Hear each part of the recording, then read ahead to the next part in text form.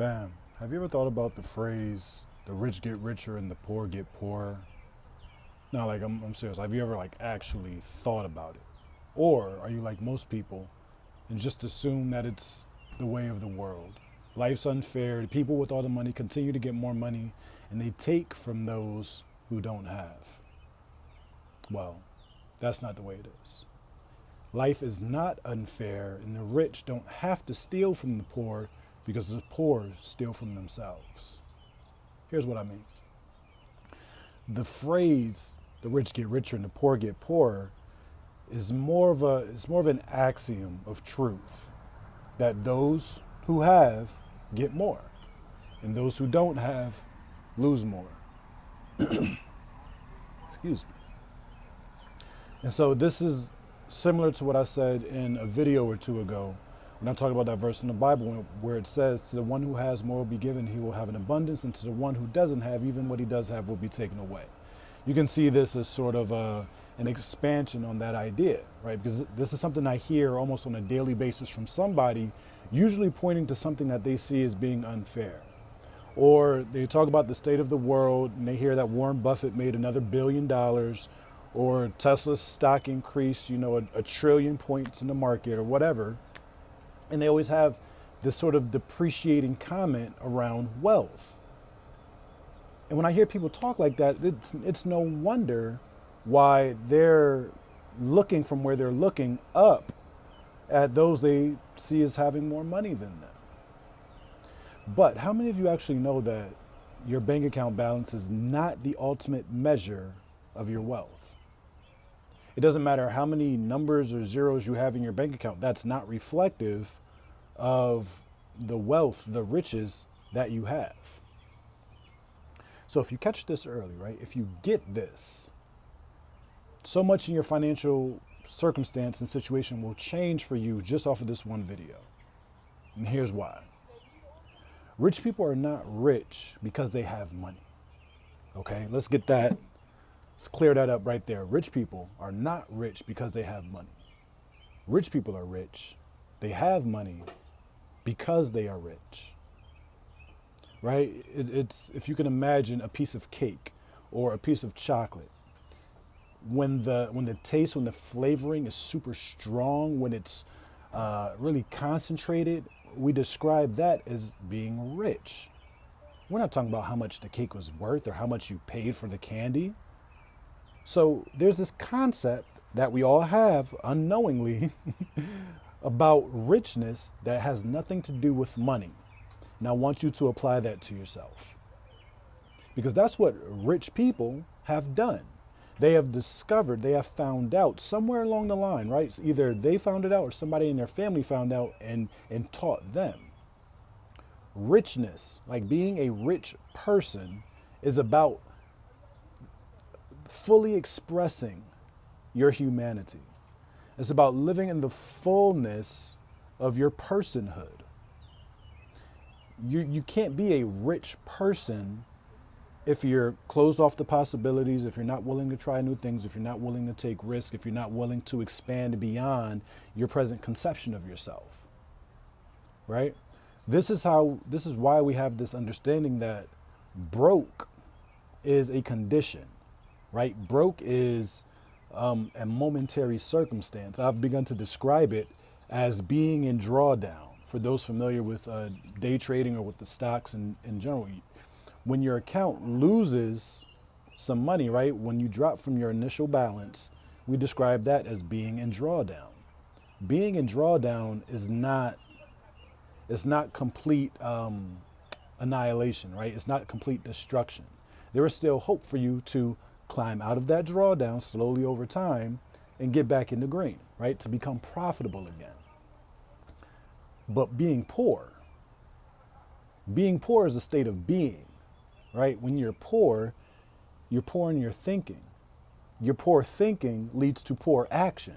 And all poor means, again, it's not reflective of your bank balance. Poor in this context is reflective of your expression of life.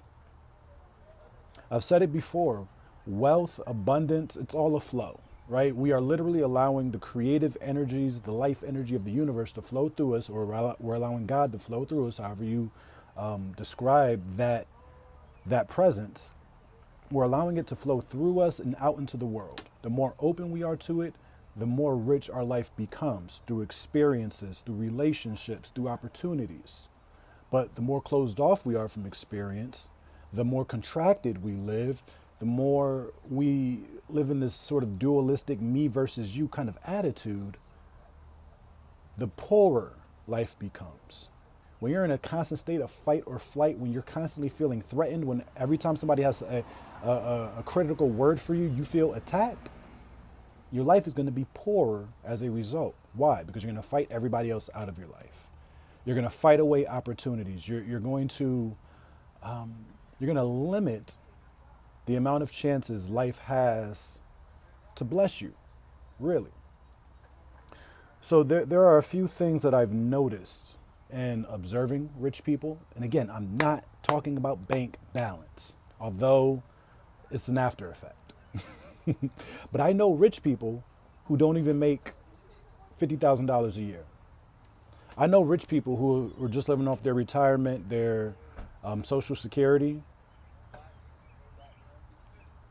and they are legitimately rich, although their bank balance doesn't say so. But those are the kind of people I enjoy being around because their life adds to my own. Like, I can't get involved in a conversation with them without being enhanced, without being enlivened or enlarged in one way or another. Like, my consciousness is always expanded when I deal with rich people. Again, not bank balance, richness of experience, fullness of life. That's how we should think about the rich getting richer and the poor becoming poorer. It's in the expression of their humanity, their personhood. Okay? So what are the things that I've noticed, and that if you pick up on this and begin to add to your own life, will immediately increase your own riches and your own richness in life? The first thing I've noticed about rich people is that they value themselves. They have a deep love for who it is that they are. Like, they are completely and totally unwilling to compromise who it is that they are in order to please somebody else, in order to defend or justify their existence. They make zero time to try to please anybody. It's as if they've tapped into this universal truth that the truest thing a thing can be is exactly what it is, with no alterations. And they are unwilling to compromise who they are in order to fit in order to be accepted, in order to move ahead in life. It's that authenticity that people are drawn to, right? Whenever we stand in our own light, whenever we stand in our own expression, our own energy, others are drawn to that. But anytime we put up facades and we wear masks and we're trying to be impressive or we're trying to be accepted, that's when we shut people out. Because people sense that energy. They can sense something's off. And that's the inauthenticity that a lot of us, the majority of us, and I say us because I'm included in that. If anything, I'm probably most guilty of it. Having walked in this inauthenticity, looking to be impressive, looking to be liked, wanting other people to be my friend instead of being my own friend first. People who are rich value and love themselves like no one else. The second thing that I've noticed that rich people do, rich people value their time. They're not answering the phone for everybody. They're not running to somebody every time they call on for help. They're not just giving all of their resources every time somebody comes knocking, right? Rich people recognize that like the time that we have in this life is truly limited. Money can be made, right? But time, you don't get that back. And unless you value yourself enough to value your time, meaning you only put your time into those activities and those things that will deliver a return on your energy. That's what you're looking for. That's what rich people are looking for. They're looking for that return on their energy. And so they're not going to hang out with people doing the same things that they were doing 10, 15, 20 years ago. Right? They're not looking forward to having the same conversations that we were having 3 or 6 months ago. If you're looking to grow and expand and move forward in life, why aren't you doing that? Why do we have to continue to revisit the same thing over and over and over again? Do you want to change? Do you want to grow? Do you truly want to transform in your experience of living? Or do you just want to complain? Do you want to sulk? Do you want other people to do this for you? Do you want it handed to you on a silver platter? Rich people recognize that they get nowhere and they don't move forward by continuing to rehash what's already been. You can't go forward looking into the past. Rich people recognize that. Another thing that I've noticed that the rich do that the poor do not. The rich value possibility. It's not so much that they're super optimistic about the future, but they're open to the possibility that, hey, you know what? Anything can happen today. Like, yeah, I've set my sights on this particular creation. I'm going to move toward it. Yeah, I don't care that it looks unlikely. I don't care that it looks improbable or maybe even impossible. You know what? I'm going to try. I'm going to attempt. I'm going to take this step because that's what I feel led to do. Because anything can happen. Right? Just think about some of the poor people you know. A lot of the poor people that you know in your own life, and I'm not pointing fingers, right? But just poor people that you know. How many of them are pessimistic or don't even try because the man won't let them, white people won't let them, black people won't let them, their boss won't let them, the church won't let them, they weren't raised that way, nobody in their family has done that before. What were their friends? They're concerned about other people's thoughts and opinions. Poor people always have an excuse for why they are where they are. And so they stay where they are, waiting for somebody to come and lift them out.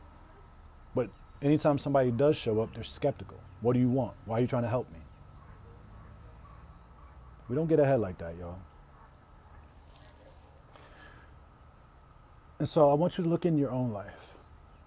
Where are your areas for growth? Where are you rich already in opportunity?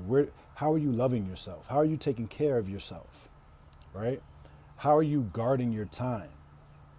How are you loving and valuing your time and your energy? And are you always looking up? Are you always looking forward? Again, not in this, this rose-colored glasses, kind of oblivious skip through life. That's not what I'm talking about. I'm talking about believing in the goodness of life, knowing that no matter what's occurring, it's for your benefit, and that in some way, shape, or form, it's going to help you. Although you may not see it now, and it may not become clear for another 6 or 8 months, maybe even years, but you know that where you are is for your learning, it's for your benefit, it's for your growth. Rich people know that, and they take advantage of every opportunity. So right now in this moment, you can become rich just by simply making a decision to see life and be in life, to show up newly, to show up as a rich person with energy, with vigor, right? With an expanding mindset. That can be you right now. Forget the bank balance. Because you know what? The bank balance will catch up with your energy. It always does. It always does. And in fact, it's been following your energy this entire time. Let's elevate.